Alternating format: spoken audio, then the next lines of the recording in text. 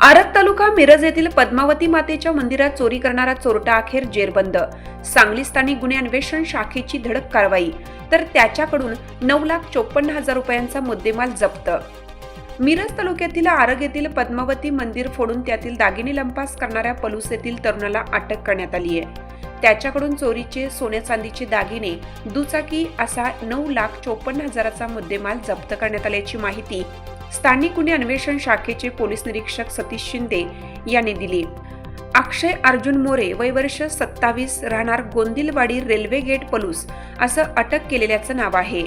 आरग येथील पद्मावती मंदिरात चोरी झाल्याची घटना गुरुवारी सकाळी उघडकीस आली. याबाबत शीतल उपाध्ये यांच्या तक्रारीनुसार मिरज ग्रामीण पोलीस ठाण्यात गुन्हा दाखल करण्यात आला होता.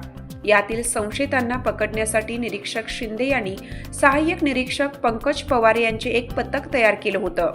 पथक चोरट्यांचा शोध घेत होते. त्यावर पवार यांना ही चोरी अक्षय मोरे यांनी केली असून दागिने विक्री करण्यासाठी तो 5वा मैल परिसरात दुचाकीवरून फिरत असल्याची माहिती एका गोपनीय खबऱ्यांमार्फत मिळाली. पथकाने 5वा मैल परिसरात सापळा रचला होता. माहितीप्रमाणे एक तरुण दुचाकीवरून जाताना पथकाला दिसला. पथकाने त्याला अडवले.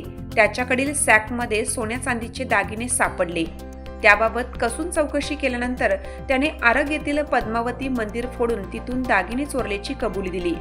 त्याला अटक करून त्याच्याकडील दागिने, दुचाकी असा 9,54,000चा मुद्देमाल जप्त करण्यात आला असून त्याला मिरज ग्रामीण पोलिसांच्या ताब्यात देण्यात आला आहे.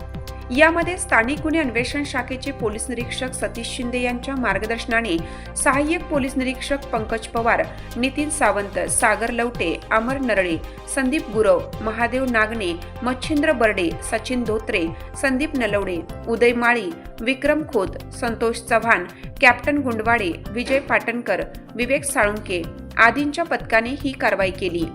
हिरकणी न्यूज करिता सहसंपादक दिलीप बनसोडे, लिंगनूर.